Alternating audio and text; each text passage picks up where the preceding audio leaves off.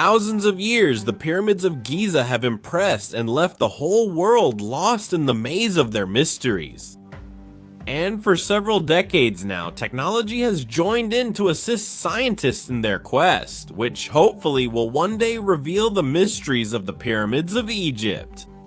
For example, the Scan Pyramid project made it possible to detect a space, or at least a substantial decrease in density, inside the Great Pyramid above the Grand Gallery.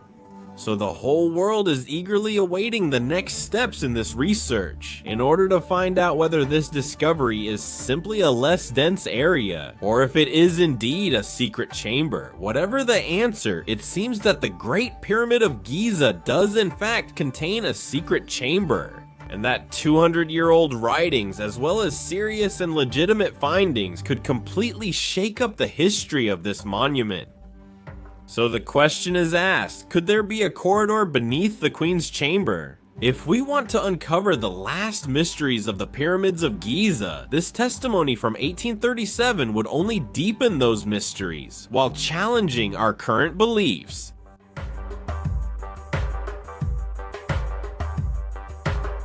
Perhaps it's not without reason that just recently, in August 2022 to be more precise, Zahi Hawass himself, although a strong opponent of the technologies used in the Scan Pyramid project, stated that in his opinion, the secret of the Great Pyramid lies beneath the Queen's Chamber. An interesting shift in his stance. Back in 2017, he was telling anyone who would listen that the Great Pyramid had revealed all its secrets, and that the ongoing research would be useless. In 2004, French architect Gilles Dormion published The Chamber of Khufu, highlighting various anomalies and inconsistencies.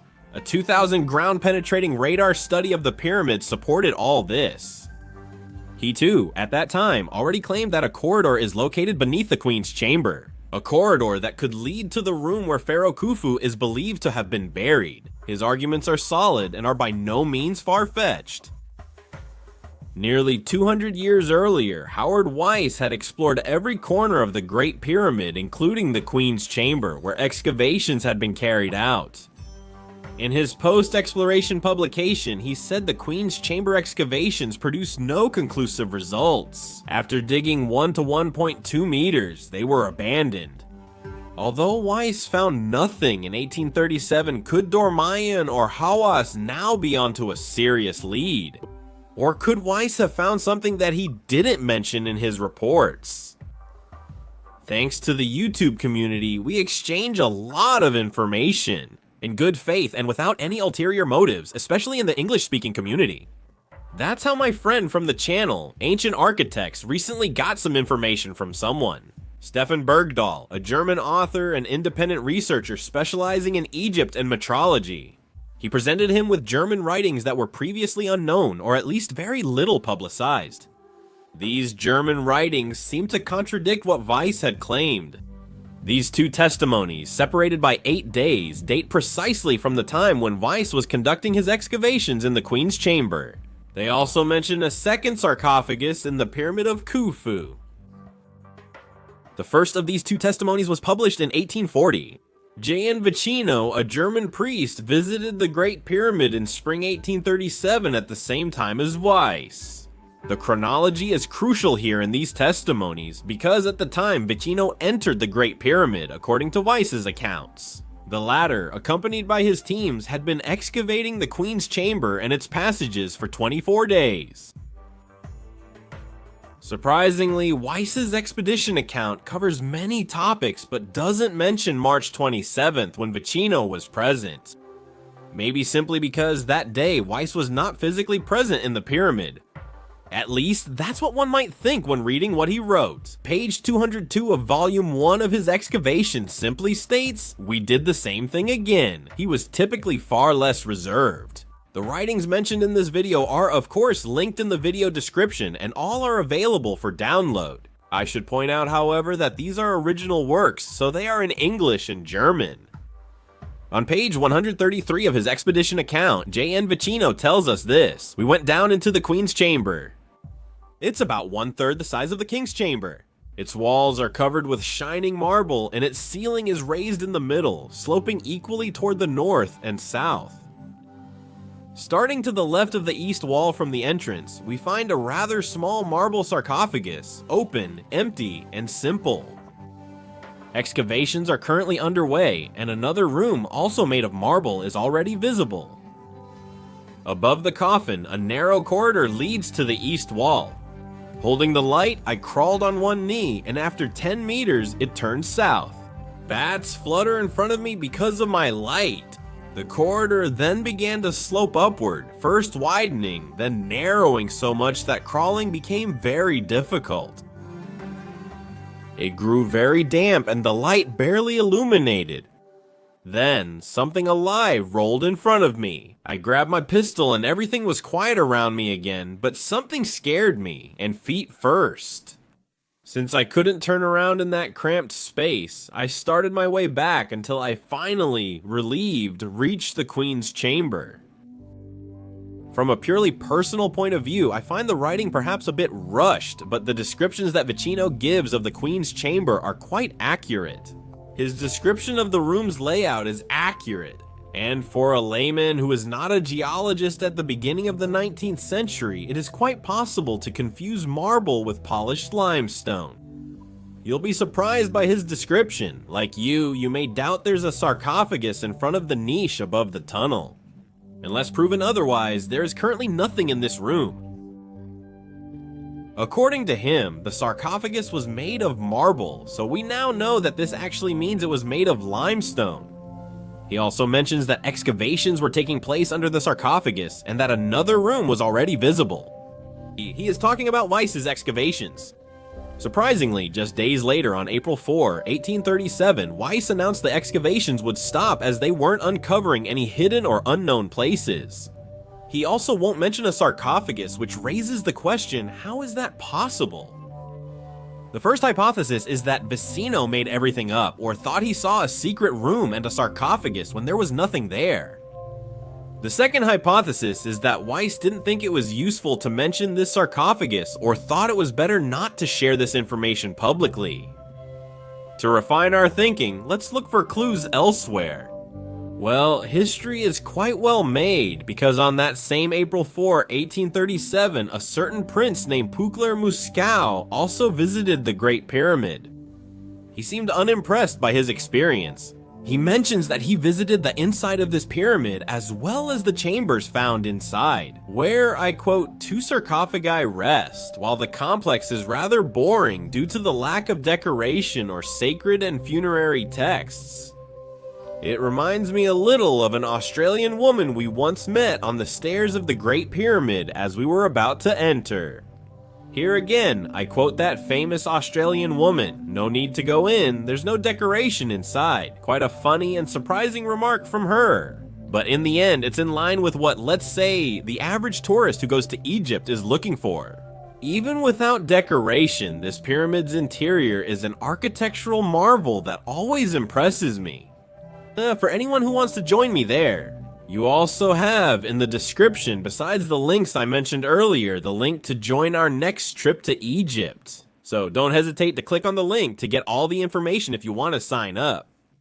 So according to this Prince Pukler Muskau, there is nothing to see in this pyramid, except for 2 sarcophagi. That makes 2 people in just 8 days who describe the presence of 2 sarcophagi in the Great Pyramid. Thank you. Obviously, neither of them had any reason to lie about this. Especially when you see that Pukler showed a complete lack of enthusiasm for this experiment inside the pyramid. His lack of enthusiasm makes his statement more credible in my opinion, since he had the privilege of exploring every corner of the pyramid, including the corridor leading to the underground chamber. Returning to our first hypothesis, the idea that Vicino either imagined everything or thought he saw a room that wasn't there. Well, that seems a bit less credible now if another explorer reports the same thing as him.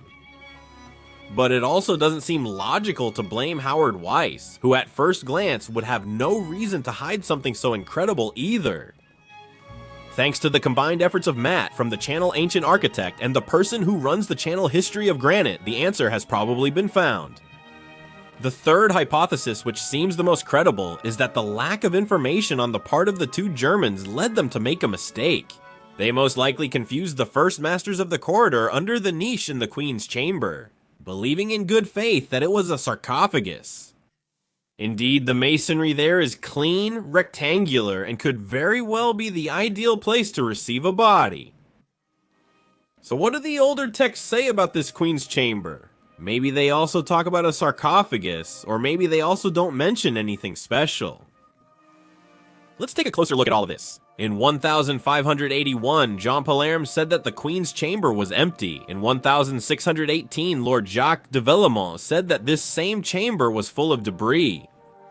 In 1737, a century before Howard Weiss, Frederick Ludwig Norden, a Danish ship captain and cartographer, said that the room was full of stones and rubble from the excavations behind the niche. So, between 1618 and 1737 status quo, debris, rubble, etc.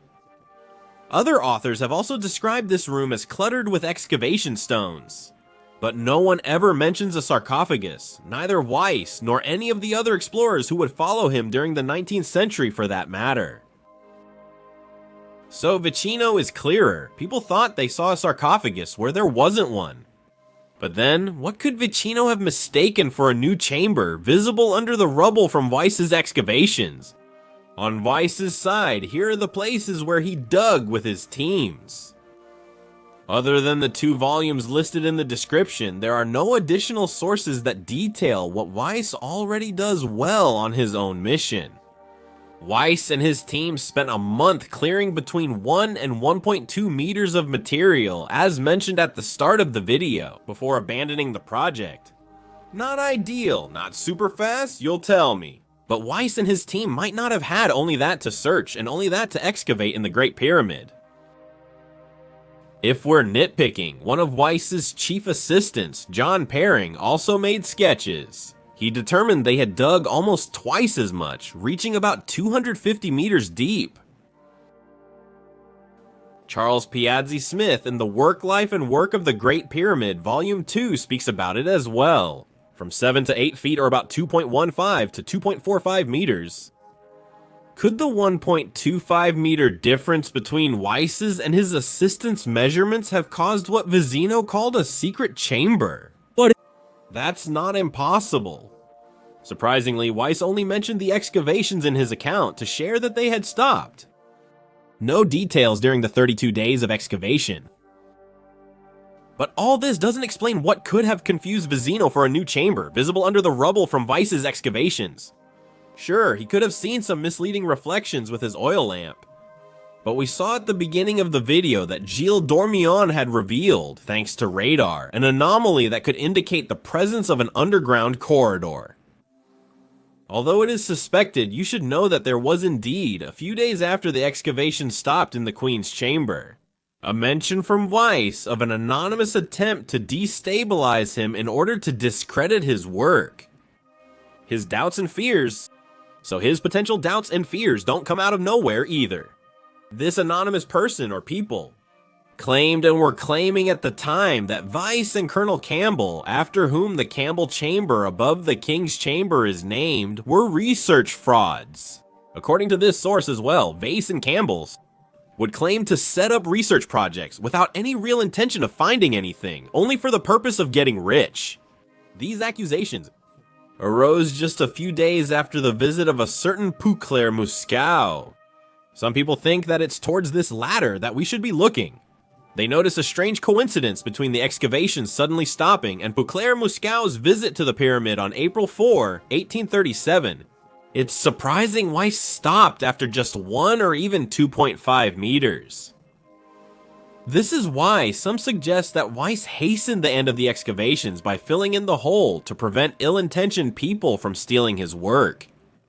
It was also reported that things were clearly not going well between Weiss and Pouclair, and Weiss's possible concerns might have been legitimate, considering this famous Pouclair. Muscow was a wealthy, powerful figure with a much more extensive network than Weiss. If Weiss had his reasons to see him as a threat, it's understandable that he wanted to claim he hadn't found anything, contrary to what Vicino said.